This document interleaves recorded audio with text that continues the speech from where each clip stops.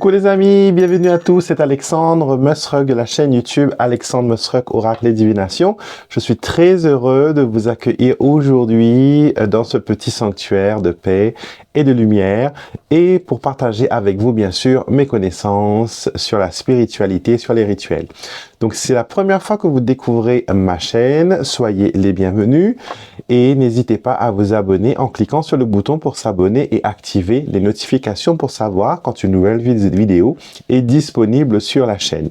Donc j'avais proposé il y a quelque temps de cela de vous faire une vidéo qui concerne l'eau de mer. D'accord, l'eau de mer, c'est quelque chose dans notre culture créole qui est très important. Dans les îles, l'océan, voilà, a une place très ancestrale et très importante. D'abord parce qu'elle a été la première source de nourriture, donc la pêche, l'abondance de la mer a permis de nourrir les populations. On se sent bien à la mer, on se sent épanoui, on se sent rafraîchi. Et cette eau vivante, parce que la mer, il faut comprendre qu'elle est vivante, comment dire, est un sanctuaire d'énergie positive. Donc, scientifiquement parlant, on pense que voilà, l'être humain viendrait, ou la première particule ou la première molécule qui fait l'être humain provient de la mer et après voilà, ça c'est, il a marché sur terre et s'est transformé en autre chose. Mais j'aime bien penser que l'océan en fait, c'est comme voilà un utérus où tout se forme, où tout se crée. Et c'est sûr que s'il n'y avait pas la mer, on aurait été voilà dans des gros problèmes. La vie sur cette terre n'aura pas été possible. Donc une énergie centrale, une énergie importante que l'on met en honneur dans notre spiritualité, que vous soyez voilà des îles ou d'ailleurs, la mer est une maman bienveillante, voilà, et non confessionnelle. Vous n'avez pas besoin d'être initié, par exemple, à une certaine pratique religieuse ou spiritualité, comme le Candomblé ou le Macumba. Ce sont des traditions qui viennent du Brésil et eux, ils sont très connectés à la mer, qu'ils appellent affectueusement Iemanjá. C'est l'Orisha, c'est l'esprit mère au fait de tous les autres esprits et elle est bienfaisante. Et c'est pour ça que j'ai choisi ma bougie bleu clair pour allumer. Donc, pendant les vacances, peut-être, vous allez vous rendre à la mer. Ou si vous avez la chance, comme moi, d'habiter sur une île, vous avez la mer à proximité. Et vous pouvez utiliser cette eau de mer pour faire plein de choses, d'accord? Pour purifier, pour raviver l'énergie de votre intérieur, pour bannir, parce qu'il y a du sel dedans, pour bannir, pour faire partir, pour éloigner le mauvais œil, les esprits négatifs, tout ce qui vous empêche d'avancer, d'accord? Elle permet d'assainir, d'apaiser aussi les atmosphères des intérieurs, d'accord? Donc, il y a maintenant une façon de faire qui est traditionnelle, bien sûr. Je vous montre ce qui vient de ma tradition et libre à vous après de prendre ce que je vous donne ou voilà, ou de vous inspirer de cela. C'est votre choix. Donc, quand vous voulez aller ramasser, comme on dit en créole, ramasse de l'eau de mer, il vous faut bien sûr d'abord un récipient. D'accord? Je préconise toujours des récipients en verre. D'accord? Pour cela, vous avez plein de bocaux, je pense, chez vous, de bouteilles usagées que vous avez utilisées.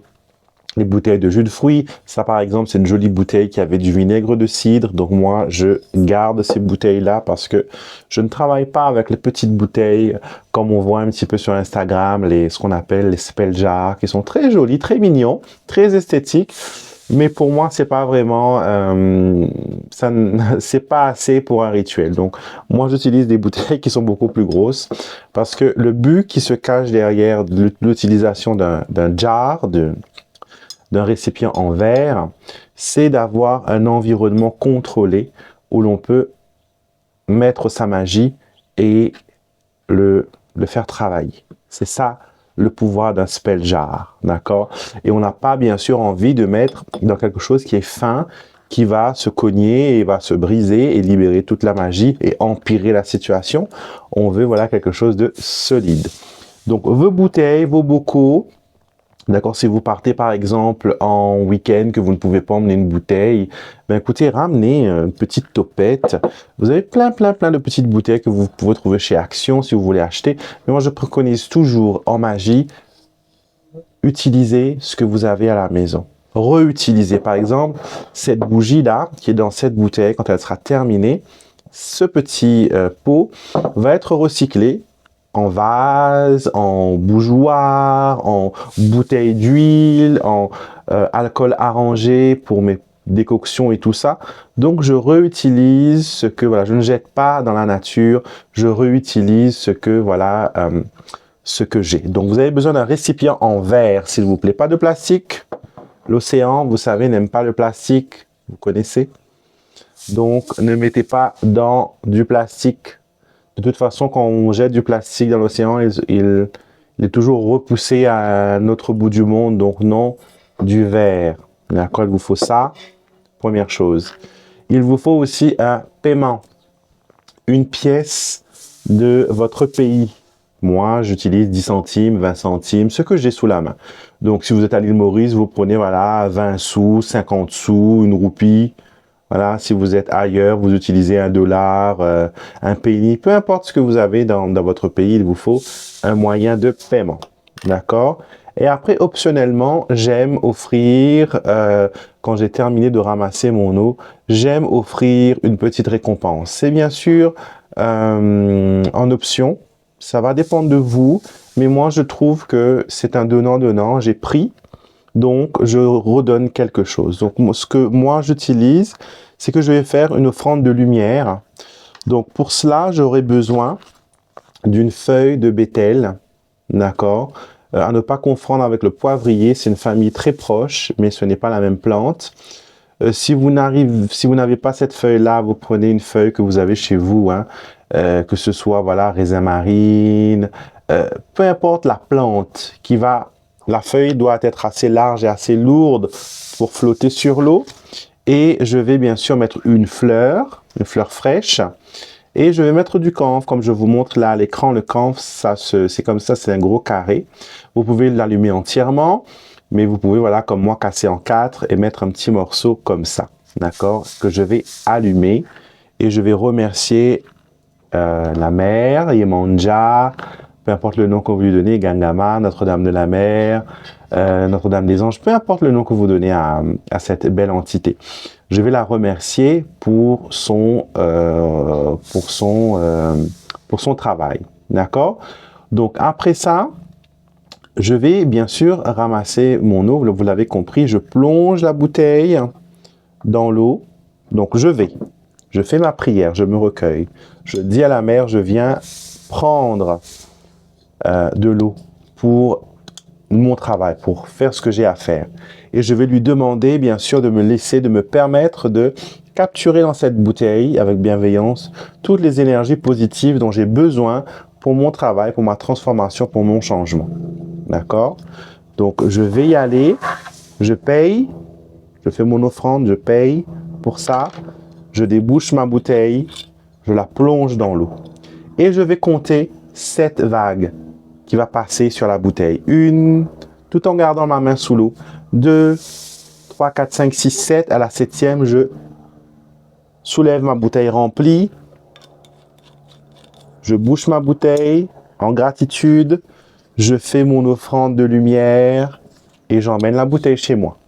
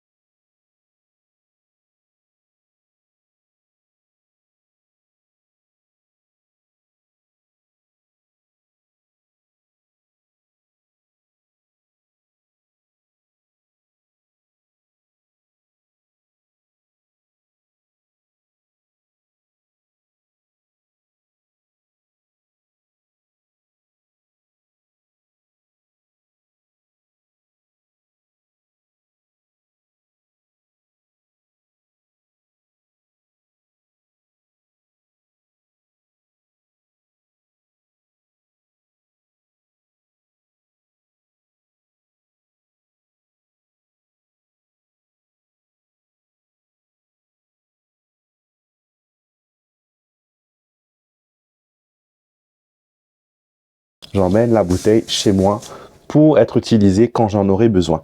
Il n'y a pas de jour précis pour faire ça, vous pouvez le faire à n'importe quel moment. Préférez quand même un moment où la mer n'est pas tumultueuse, elle n'est pas sale, comme par exemple ici quand il y a des grosses pluies et des débordements. L'eau de mer peut être un petit peu trouble par rapport à l'eau qui sort des hauts, qui passe dans les ravines et qui se déverse dans la mer. Ça peut troubler un peu l'eau. Gardez, voilà, choisissez un jour ensoleillé, un beau temps et capturez l'énergie de ce beau temps pour emmener chez vous. D'accord?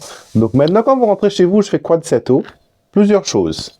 Première chose, on nettoie les vitres et les fenêtres.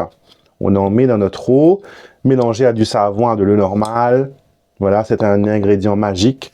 Vous nettoyez votre fenêtre. Votre fenêtre, c'est l'ouverture que vous avez sur le monde. C'est comment les gens vous voient, comment vous percevez le dehors et comment le dehors vous perçoit.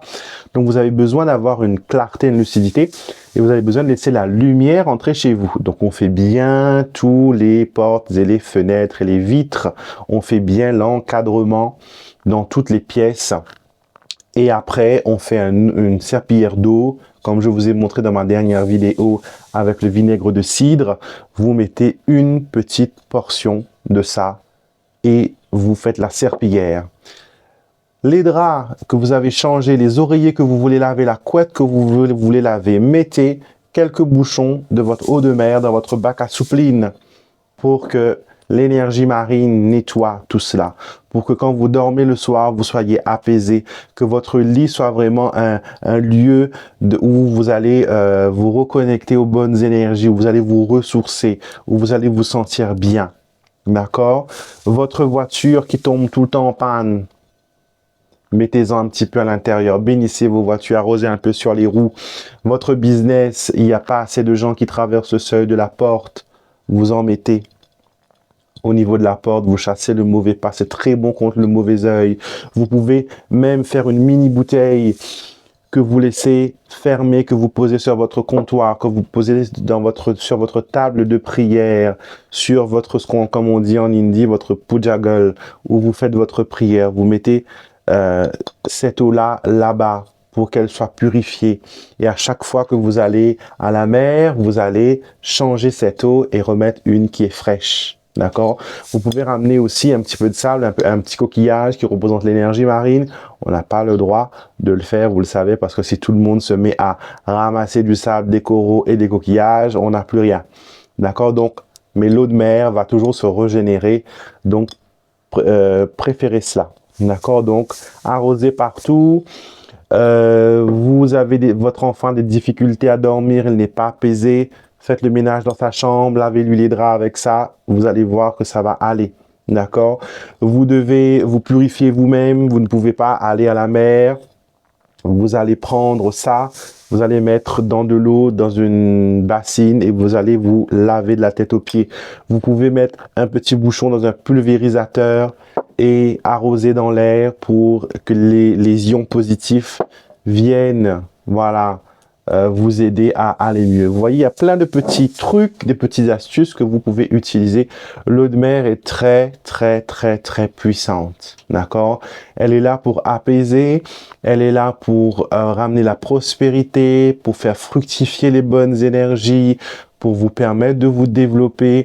Et la mer elle-même est une déesse bienveillante. D'accord? Dans toutes les mythologies, si vous regardez, elle est, voilà, une déesse bienveillante. Elle est représentée souvent par une femme sirène ou par une baleine ou un dauphin. Donc, dans différents noms, je sais que les Haïtiens pourront, voilà, me corriger ici. Je sais que chez vous, vous avez Mami Wata, vous avez la sirène, des esprits bienveillants de la mer et des eaux. Et dans la tradition Yoruba, on a Yemanja, on a Oshun, on a, voilà, toutes ces déesses-là, toujours bienveillantes et qui accordent leur aide quand on sait leur demander avec un cœur ouvert, avec respect, toujours respecté. d'accord, ces forces divines, ces forces bienveillantes, et toujours, voilà, remercier, et toujours, voilà, ayez une relation saine avec eux.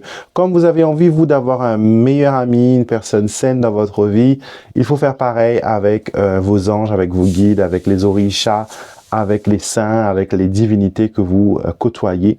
Il faut avoir un respect. Il faut avoir, voilà, une relation saine avec eux. D'accord? Donc, j'espère que cette vidéo, elle vous a aidé à voir clair, à vous inspirer un petit peu et que vous serez motivé à vos prochaines vacances de récupérer de l'eau de mer et faire votre purification. D'accord? C'est quelque chose qui est gratuit. Vous n'avez pas besoin de payer hein, pour avoir un peu d'eau de mer. Il faut juste peut-être faire le trajet et voilà. Et si vous avez des gens, par exemple, qui viennent en vacances, qui vous disent « Oh, on vient en vacances chez toi, qu'est-ce qu'on ramène ?» Dites-leur « Ramenez-moi une petite bouteille d'eau de mer, s'il vous plaît. Ramenez-moi une bouteille d'eau de mer. » Donc maintenant, une petite chose. Si quelqu'un ne sait pas, par exemple, faire tout ce que je vous ai expliqué pour ramasser l'eau de mer, pour faire le rituel, qu'il va juste à la plage vous ramener une bouteille comme ça remplie d'eau, d'accord? C'est pas grave, c'est un cadeau, on vous a rendu service, Yemanja va savoir, d'accord? Ce que vous allez faire, vous, quand vous allez recevoir cette eau, vous allez le mettre dans un saladier, dans un récipient assez grand, d'accord? Et vous allez prendre votre feuille et votre camphre, ça vous pouvez en trouver partout, normalement c'est accessible dans tous les endroits. Et vous allez allumer ce camphre-là et vous allez réciter une prière. Voilà, vous allez parler, dire voilà, Yemanja, on m'a offert cette eau de mer. Je te demande d'infuser ton eau de telle ou telle énergie. Je veux tel ou tel résultat. Je veux telle ou telle intention. Bénis cette eau et rends-la, voilà, forte. Activez au fait la magie, réveillez, puisque la personne qui vous a donné l'eau, elle n'a pas su réveiller la magie qui est dans l'eau. Mais là, vous pouvez la reprogrammer et quand votre camphre est fini, vous enlevez votre feuille, vous mettez à la poubelle et vous remettez votre eau dans son flacon et là, vous avez de l'eau qui est déjà prête. D'accord? Malheureusement, ça ne va pas fonctionner si vous mélangez de l'eau douce et du gros sel pour avoir de l'eau salée. Il faut que ce soit une eau vivante, une eau qui a bougé, une eau qui provient de la mer. D'accord? Donc voilà les amis, j'espère que ça vous a aidé, que ça vous a inspiré. Dites-moi en commentaire, quelles sont vos traditions chez vous? Qu'est-ce que l'on fait avec les énergies de l'eau, avec l'eau de mer? Je sais qu'il y a des gens qui font aussi des potions, qui font bouillir par exemple l'eau de mer avec du songe. C'est une plante grasse à racines qui est très bien pour chasser les mauvaises énergies. Je sais qu'il y a des gens qui font bouillir des herbes avec de l'eau de mer et après ils font comme une libation, ils font comme un nettoyage, ils aspergent leur cour, leur maison, et pour bénir. Donc dites-moi dans votre pays, quelle est la tradition que vous suivez, quelle est la coutume? Est-ce que par exemple vous êtes comme les Brésiliens au 31 décembre à sauter 7 vagues pour vous porter chance et réussite? Est-ce que vous vous habillez tout de blanc pour le 1er janvier, que vous allez offrir des fleurs blanches à la déesse de la mer? Est-ce que par exemple vous célébrez peut-être comme les Mauriciens Gangasnan, qui est une fête qui honore la déesse du Gange, parce que bien sûr, on vit dans l'océan Indien, et le Gange sacré, la rivière de l'Inde, qui représente la déesse du Gange, se déverse dans l'océan Indien. Donc nous avons une eau de mer qui est doublement puissante, par sa nature, mais aussi par sa connexion aux spiritualités indiennes et hindoues, comme voilà, l'océan Indien, ça porte bien son nom. Donc, est-ce que vous fêtez le Ganga Snan? Est-ce que vous allez au bord de la plage pour faire les offrandes? Est-ce que vous allez casser votre coco, allumer votre encens, vos camphres et vos fleurs? Quelle est votre tradition? Et comment est-ce que ça vous porte chance? Partagez avec nous, dites-nous, inspirez-nous, partagez. On est ici pour partager. Je vous livre mes secrets. Vous aussi, vous avez le droit de partager vos traditions avec fierté. Les marmailles, les enfants, il faut être fier de ses racines. Il faut être fier de ce que l'on est. D'accord? Il ne faut pas avoir honte. Les préjugés vont toujours exister. Mais c'est pas parce que une personne ne croit pas en quelque chose que la chose n'est pas vraie, n'est pas réelle, n'existe pas. D'accord? Les gens vous disent, voilà, telle chose n'existe pas. Ça n'existe pas parce que eux, ils n'y croient pas, mais ça ne veut pas dire que ce n'est pas vrai. Donc, ayez voilà, cette envie de partager votre spiritualité, vos racines. Et toujours ce que je dis aux gens, c'est bien de s'inspirer des livres, des traditions qui viennent d'ailleurs, mais c'est bien aussi d'utiliser nos racines, qui nous définit nous comme personne, d'accord?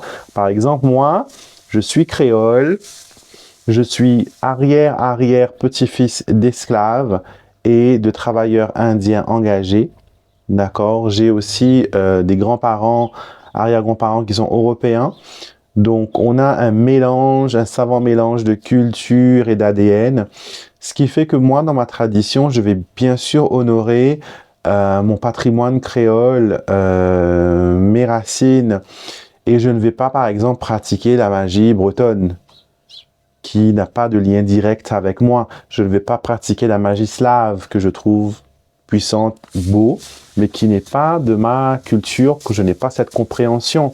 Je ne vais pas être, par exemple, un prêtre du Condomblé, parce que voilà, c'est une culture qui est proche de la mienne, mais ce n'est pas mes racines à moi. Je n'ai pas de racines amérindiennes. Par exemple, vous les Guadeloupéens, les Martiniquais, les Guyanais, vous avez peut-être ce même mélange que moi, mais vous avez peut-être un plus, parce que vous avez aussi une connexion amérindienne que nous, ici, on n'a pas. D'accord? Donc, favorisez-la, favorisez cette connexion avec cette spiritualité. Et les Amérindiens sont des gens qui sont très sages, hein. Ils ont une culture assez développée. Ils ont une connexion forte avec la nature, avec la faune et la flore sauvage. Et beaucoup de médicaments, si vous ne le savez pas, les amis, beaucoup de médicaments et de recherches proviennent des forêts, voilà, des Amérindiens, de la Guyane. C'est pour ça que la France, voilà, garde aussi, entre guillemets, sous le coude la Guyane, parce qu'il y a une richesse insoupçonnée dans ces forêts et dans sa biodiversité. Donc, honorez qui vous êtes, honorez d'où vous venez, honorez votre culture, d'accord? Si vous, dans votre famille, vous venez par exemple de la Tunisie, ou du Maroc, ou du Maghreb, peu importe, et que pour vous, par exemple, il est important de faire le mauvais œil avec le plomb ou avec je ne sais quel autre ingrédient, faites cela avant. D'accord? C'est votre racine. Parce que quand vous le faites là, c'est pas juste votre main, c'est pas juste vous qui se met en place pour travailler. C'est tous vos ancêtres que vous portez dans votre ADN. Quelque chose que peut-être que vous ne savez pas. On est tous connectés à nos ancêtres par rapport à notre ADN parce qu'ils sont présents dans notre sang, ils sont présents dans notre vie, ils sont vivants dans notre peau. Quand on les appelle, cet ADN connecté va bien sûr ramener vers nous cette forme d'énergie et ils vont nous aider. Donc, honorez toujours la connexion que vous avez avec vos ancêtres, avec vos personnes avant. Mon père disait toujours, lui, qu'il était très important d'honorer, parce que mon père était guérisseur et travaillait beaucoup avec les plantes et tout ça. Et il disait toujours qu'il fallait toujours, avant de ramasser une plante, avant de cueillir une tisane, qu'il fallait bien sûr se recueillir et demander permission à l'esprit de cette plante et aux ancêtres qui ont peut-être utilisé cette même plante avant nous, qui ont déjà cette connaissance, de se connecter à ce moment présent pour que toute l'énergie puisse se déployer. Donc, il y a quelqu'un qui a dit que quand je rentre dans une pièce, je ne suis jamais seul, je suis 1000. Et je peux vous dire que quand vous rentrez dans une pièce, vous n'êtes pas seul, vous êtes des millions, parce que dans votre ADN, vous avez toute votre lignée ancestrale qui s'y trouve. D'accord? Et la science prouve que grâce au séquençage d'ADN, on peut retrouver vos origines, on peut savoir si vous êtes de la même famille, d'une autre personne, d'une même personne, parce que la personne a la même séquence d'ADN, les mêmes ancêtres que vous. Donc, si scientifiquement c'est prouvé, spirituellement c'est encore plus évident. Donc, honorez encore une fois vos ancêtres, honorez qui vous êtes, honorez votre culture. Et comme on dit chez nous, mettez votre culture en l'air, donc mettez-vous en avant et prônez cela. D'accord? Je vous embrasse, je vous envoie plein de soleil, plein de bonnes énergies, plein d'amour. Et je vous souhaite, voilà, de créer avec l'assistance de la mer, de l'océan, de Yemanja, de Gangama et de toutes ces représentations de la mer, qu'elles puissent vous aider à créer dans votre vie des miracles, des synchronicités et de belles ouvertures. D'accord? Je vous embrasse. Abonnez-vous avant de partir. Et si vous ressentez le besoin d'avoir une consultation en privé avec moi, que ce soit pour des questions voilà, de prédiction, de guidance, ou que vous avez besoin de conseils sur votre pratique spirituelle, que vous avez besoin voilà, de savoir certaines choses et peut-être de discuter avec vos guides, n'hésitez pas à me contacter à travers mon site internet alexandremusruck.com. Je vous embrasse, je vous souhaite une très belle journée et je vous dis à très vite les amis pour une prochaine vidéo.